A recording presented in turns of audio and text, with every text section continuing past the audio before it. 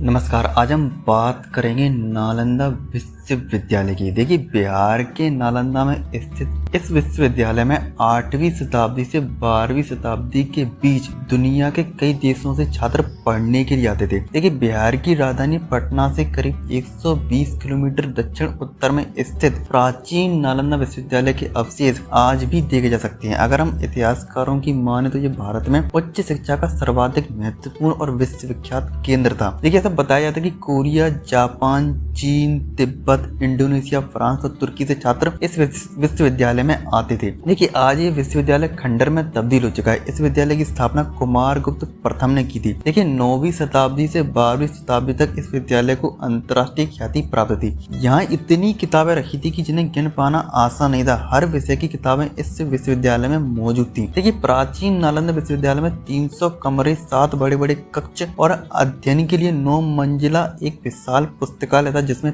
3 लाख से भी अधिक किताबें थी। देखिए, प्राचीन नालंदा विश्वविद्यालय का पूरा परिसर एक विशाल दीवार से घिरा हुआ था, जिसमें प्रवेश के लिए एक मुख्य द्वार था। देखिए, उत्तर से दक्षिण की ओर मठों की कतार थी और उनके सामने अनेक भव्य स्तूप और मंदिर थे। देखिए, मंदिरों में बुद्ध भगवान की सुंदर मूर्तियां स्थापित थी जो अब नष्ट हो चुकी हैं। देखिए, नालंदा विश्वविद्यालय की दीवारें इतनी चौड़ी हैं कि इनके ऊपर ट्रक भी चलाया सकता है। यहाँ पर धर्मशास्त्र और तर्कशास्त्र, खगोल विज्ञान, तत्व मीमांसा, चिकित्सा, दर्शन शास्त्र जैसे महत्वपूर्ण विषय पढ़ाए जाते थे। देखिए, इसके पुस्तकालय में आचार्यों और विद्यार्थियों के अध्ययन सुगम बनाने के लिए हर तरह की अध्ययन सामग्री उपलब्ध थी। इसके अलावा यहाँ पर छात्रावास की सुविधा भी मौजूद थी, जिसमें विद्यार्थियों के रहने की व्यवस्था थी। देखिए, नालंदा विश्वविद्यालय के पुस्तकालय की 3 बड़ी बड़ी इमारतें थी, जिनके नाम इस प्रकार थे: रत्नरंजक, रत्नोदधि, रत्न सागर। लेकिन नालंदा विश्वविद्यालय से नागार्जुन, धर्मकीर्ति, वासुदेव, धर्मपाल, शीलभद्र जैसे दिग्गज व्यक्तित्व जुड़े थे। देखिए, नालंदा विश्वविद्यालय का वर्णन विदेशी यात्रियों द्वारा भी किया गया है। देखिए, चीन के एक यात्री हेनसुआंग ने 7वीं शताब्दी में भारत का दौरा किया और नालंदा को अपने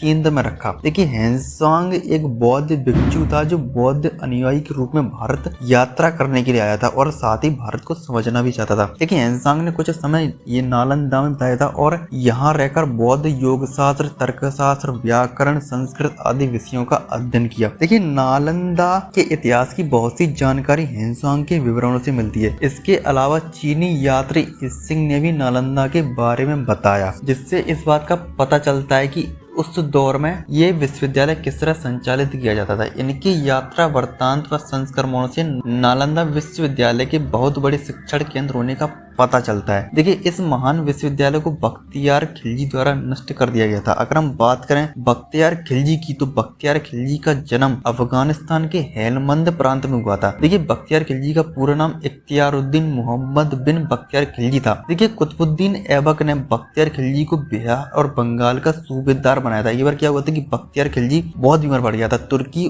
तथा अफगानी हकीम उसे ठीक नहीं कर पा रहे थे। उसी समय किसी ने उसे बताया कि नालंदा विश्वविद्यालय में एक प्रसिद्ध वैद्य राहुल श्रीभद्र रहते हैं, वो आपको ठीक कर देंगे। इसके बाद बख्तियार खिलजी के पास राहुल श्रीभद्र को बुलाया गया, लेकिन बख्तियार खिलजी ने एक शर्त रखी और कहा कि मैं उनके द्वारा दी गई किसी भी प्रकार की दवा को नहीं खाऊंगा, वो बिना दवा के उसको ठीक करें। वैद्यराज ने सोचकर उसकी शर्त मान ली और कुछ दिनों के बाद वो खिलजी के पास एक कुरान लेकर पहुंचे और कहा कि इस कुरान की पृष्ठ संख्या इतने से इतने तक पढ़ लीजिए, आप ठीक हो जाएंगे। बख्तियार खिलजी ने वैद्यराज के बताए अनुसार कुरान को पढ़ा और वो ठीक हो गया। ऐसा कहा जाता है कि राहुल श्रीभद्र ने कुरान के कुछ पन्नों पर एक दवा का लेप लगा दिया था, जिसकी वजह से वो उन पन्नों को पलटता गया और फिर वो दवा उसके शरीर में चली गई, वो ठीक होता चला गया। उसने उन विद्वानों को शुक्रिया नहीं किया, बल्कि वो इससे परेशान रहने लगा कि एक भारतीय विद्वान और शिक्षक उनकी हकीमों से ज्यादा ज्ञान रखता था। उसे इस बात की जलन सताने लगी और इसी जलन की वजह से उसने देश से ज्ञान, बौद्ध धर्म और आयुर्वेद की जड़ों को नष्ट करने का फैसला किया। इसके परिणाम स्वरूप खिलजी ने नालंदा में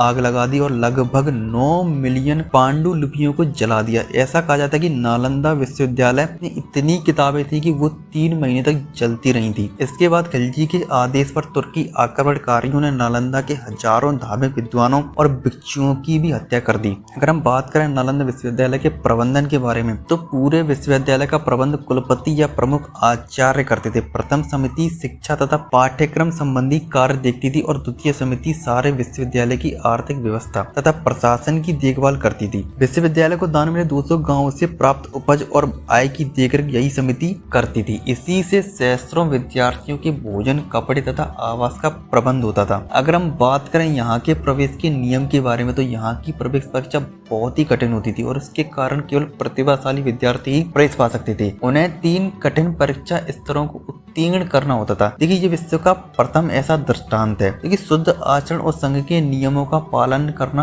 अत्यंत आवश्यक था। इस विश्वविद्यालय में आचार्य छात्रों को मौखिक व्याख्यान द्वारा शिक्षा देते थे। इसके अतिरिक्त पुस्तकों की व्याख्या भी होती थी, शास्त्रार्थ होता रहता था। दिन के हर पैर में अध्ययन संघ का समाधान चलता रहता था। तो फिर आज की वीडियो इतना ही। तो फिर जय हिंद, वंदे मातरम।